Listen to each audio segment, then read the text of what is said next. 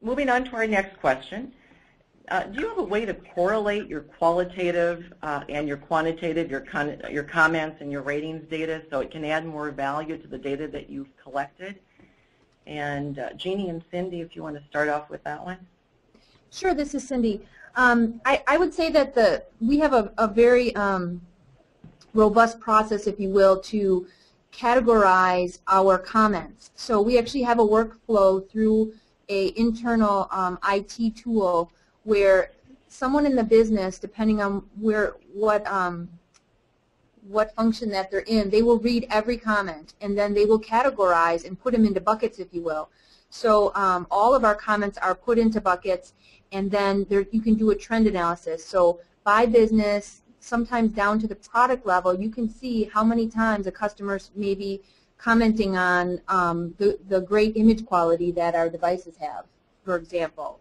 So it's both good and bad. So they do the positive and the negative comments. So it's a great way to really make sure that, one, employees are engaged and we are reading every verbatim that our customers are providing.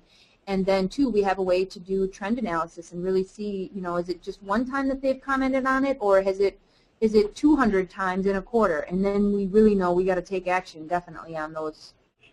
Good point. And Bob, would you like to comment on MedRat's process? Fortunately, we have a similar process where we take the quantitative results and tie that to the, we look at positive attributes, which we ask the question what we do well, and we also ask what can we improve upon, and the same process of we read every comment, we categorize it root cause, and we do the analysis, and then from that analysis we say, okay, what do we need to do about this? And the ownership goes to the particular business or whatever the case may be, such that they can then determine what's the best action and initiative to respond to this need of the customer. Okay. Thank you. So for the most part, do you find that the quantitative and the qualitative that you're doing, that there is a pretty tight correlation as you work through that and categorize the comments? We do. There are those differences where you'll either get a high or a low score, and then the comments differ. So, but that's not as often. So there is a pretty good correlation overall. And actually, for us, it's interesting where the things we do well are often the same things that we need to improve upon. Customers like the things that we're doing, so they want to keep us improving as we go. And we often hear nothing is perfect. We want you to keep raising the bar. Good. We'll move on to our next question then. Both of you are collecting both quantitative and qualitative data. And how are you utilizing the quantitative action to determine different kind of recommendations you're making and how you're utilizing those? And Bob, if you wouldn't mind taking that one first. I'm sorry. Would you repeat that one for me? I'm sorry. How do you utilize both kinds of data, the quantitative and the qualitative data, in determining actions? And you maybe covered some of that already, but if you could maybe go into more depth.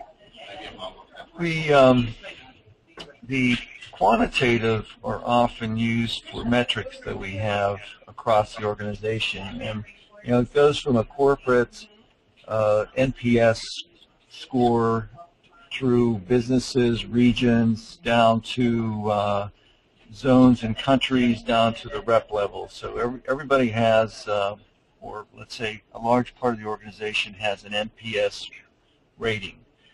The qualitative are really how we take action on it. We do the combination of what we do well versus what customers recommend we can do better. And we don't just look at detractors, we look at all segments, the promoters, passive, and detractors information. And from there we say, based on the level of ownership, we then determine what are the initiatives we should entertain, what's going to solve the issues. So from a, you're thinking globally, but want to act locally, so that if it's a local issue, we want the local groups to determine how they can best satisfy their customers. If it's something that is regional or systemic throughout our whole organization, we need to determine from a strategic level what's the best operation from fixing either a process or product or people. Okay, thank you. And Cindy or Jeannie, would you like to comment on that one? Sure. We use, we do balance. We do use both the quantitative and the qualitative to determine actions similar to what Bob described. We look at moving, see what our passives or our detractors or our promoters are saying, leveraging the good things, trying to improve upon the negative things, and then moving perhaps those groups of customers, like for instance from a detractor to a passive or a passive to a promoter. So we do look at the scores and the themes of what these different groups might be feeling, and it's not necessarily done at an aggregate level, right? It's more done at perhaps a specific region level. Again, like Bob was alluding to, make it local, make it pertain to a particular market.